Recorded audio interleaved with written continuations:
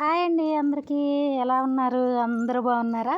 ఈరోజు నేను మీకు మా పల్లెటూరు స్టైల్లో ఎక్కువ మసాలాలు హంగామా లేకుండా చాలా ఈజీగా చాలా టేస్టీగా కొరమీను చేపల పులుసు ఎలా చేస్తారో ఈ వీడియోలో చూపించబోతున్నాను ఫ్రెండ్స్. ఇంట్రెస్ట్ ఉన్న వాళ్ళు వీడియో చివరి వరకు చూసేయండి. దానికోసం నేను 2 కేజీలు కొరమీను చేపలు శుభ్రంగా కడిగి ఇలా ముక్కలు కట్ చేయించుకుని పక్కన అయితే పెట్టుకున్నానండి.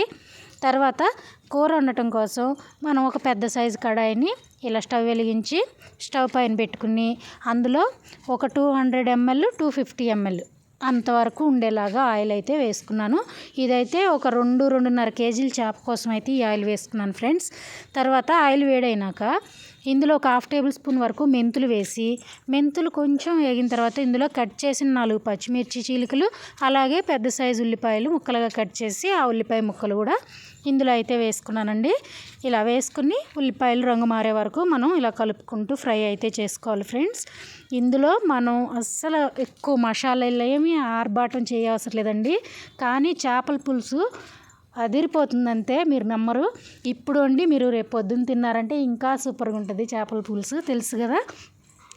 ఇలా అనమాట. ఇప్పుడు మన కూర దగ్గరికి వచ్చేస్తే ఇలా ఉల్లిపాయలు కొంచెం కలర్ చేంజ్ అవుతున్నప్పుడు మనం శుభ్రం చేసి పక్కన పెట్టుకున్న ఈ కొరమీను చేపలు ఉన్నాయి కదండి, ఇవైతే ఇందులో యాడ్ చేసేసుకోవాలి.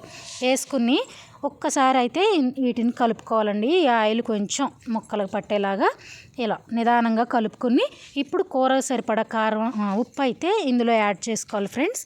నేనైతే కళ్ళుప్పు వేసుకుంటున్నాను. మీకు నచ్చితే సాల్ట్ అయినా యాడ్ చేసుకోవచ్చండి. ఇలా కూర సరిపడా కళ్ళుప్పు అయితే వేసుకున్నాను. ఒక గుప్పెడు నిండా పట్టింది నాకైతే.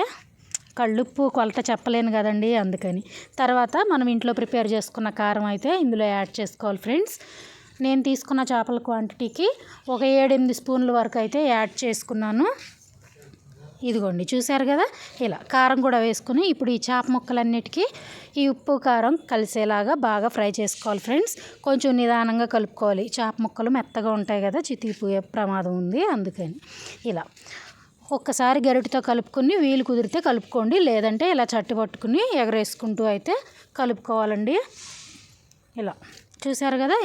ఇలా ఒకసారి కలుపుకుని ఇప్పుడు మూత పెట్టి ఒక 5 నిమిషాల పాటు అయితే మనం ఈ చేపల్లో కొంచెం నీరు ఊరే వరకు ఉంచుకోవాలి ఫ్రెండ్స్. ఇప్పుడు ఉప్పు కారం అనేది ఈ చేప ముక్కలకి చక్కగా పడుతుంది. కొంచెం చెమ్మ ఊరినట్టయితే ఇలాగనమాట. ఒక్క 5 నిమిషాలే ఉంచుకోవాలి. 5 నిమిషాల తర్వాత మనం తీసి అప్పుడు కలుపుకోవటానికి మనకి ఈజీగా ఉంటుంది అనమాట.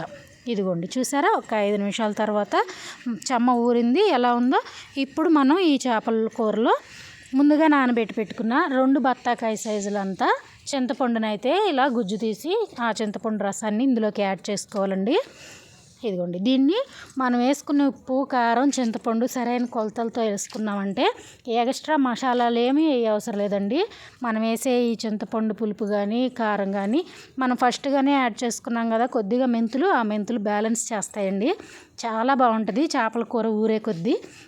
ఇదిగోండి, నేను పులుసు పోసిన తర్వాత కూరకు సరిపడా వాటర్ అయితే ఇందులో యాడ్ చేసుకుని మూత పెట్టి బాగా ఒక 10 నిమిషాల పాటు అయితే ఉడికించుకున్నాను ఫ్రెండ్స్. 10 నిమిషాల తర్వాత ఇదిగోండి ఇలా ఉందన్నమాట కూర. ఇలా 10 నిమిషాల పాటు బాగా ఉడికించుకోవాలి. ఇప్పుడు మనం ఇందులో వేసుకోవాల్సిన ఐటెం అయితే చెప్తానండి. ఇదిగోండి, ఈ స్టేజ్లో మనం గరిటె పెట్టకుండా ఇలా చట్టు పట్టుకుని కలుపుకుంటే ముక్కలు అనేవి చితికిపోకుండా బాగా వస్తాయి అన్నమాట. ఈ స్టేజ్లో మీకు ఉప్పు సరిపోయిందా లేదా ఒక్కసారి పులుసు అయితే టేస్ట్ చేసుకోండి ఫ్రెండ్స్. నాకైతే పర్ఫెక్ట్గా సరిపోయింది. మీకు కానీ తగ్గినట్లయితే కొద్దిగా ఉప్పు అయితే యాడ్ చేసుకోవచ్చు. ఇప్పుడు ఈ మరుగుతున్న ఈ చేపల పులుసులో మనం ఒక 2 టేబుల్ స్పూన్ల వరకు అల్లం వెల్లుల్లి పేస్ట్ అయితే వేసుకోవాలండి. ఇదిగోండి, చూసారు కదా. ఇలా ఒక 2 టేబుల్ స్పూన్లు వేసుకుని మూత పెట్టి ఈ అల్లం వెల్లుల్లి పేస్ట్ పచ్చివాసన పోయే వరకు ఒక 2 నిమిషాలు ఉడికించుకుంటే సరిపోతుందండి. మన వేడి చేపల పులుసు అయితే రెడీ అయిపోయినట్లే ఫ్రెండ్స్. చూసారు కదా. ఇది మీ క్వాంటిటీ, అంటే మీరు ఎంత చిక్కగా కావాలనుకుంటున్నారో అంత చిక్కగా. కూర ఎగిరిన తర్వాత మాత్రమే లాస్ట్గా అల్లం వెల్లుల్లి పేస్ట్ యాడ్ చేసుకోవాలండి. ఫస్టే యాడ్ చేసుకున్నారంటే ఇక కూర ఎగరటం అనేది తగ్గిపోతుంది, పులుసు అంతే చిక్కబడిపోతుంది అనమాట, అంతే ఉండిపోతుంది. అందుకని లాస్ట్గా మనం కూర స్టవ్ ఆఫ్ చేసేస్తాం అనిపించుకుని ఒక 2 నిమిషాల ముందు అయితే అల్లం వెల్లుల్లి పేస్ట్ వేసుకోవాలన్నమాట.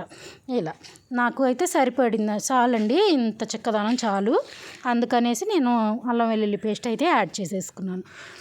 ఇప్పుడు ఇక మనం స్టవ్ ఆపుకుని వేడివేడిగా అన్నంతో తినేయటమే ఫ్రెండ్స్. ఎలా అనిపించింది మన చేపల పులుసు రెసిపీ? నచ్చిందా మీకు? నచ్చితే ఒక లైక్ చేయండి. అలాగే కొత్త వాళ్ళైతే మన ఛానల్ సబ్స్క్రైబ్ చేసుకుని నాకు సపోర్ట్ చేయండి. ఇదిగోండి, ఈ వీడియో గురించి మీకు ఏమన్నా డౌట్లు ఉన్నా, నాకేమన్నా సలహా ఇవ్వాలనుకున్నా కామెంట్ చేయటం మర్చిపోకండి. నేనైతే వేడివేడి అన్నంతో సర్వ్ చేసేసాను, టేస్ట్ కూడా చేసేసాను. మన చేపల పులుసు అయితే అదిరిపోయింది అంతే. ఈ పద్ధతిలో ట్రై చేసిన చేపల పులుసు మీకు ఎలా వచ్చిందో నాతో షేర్ చేసుకోండి ఫ్రెండ్స్.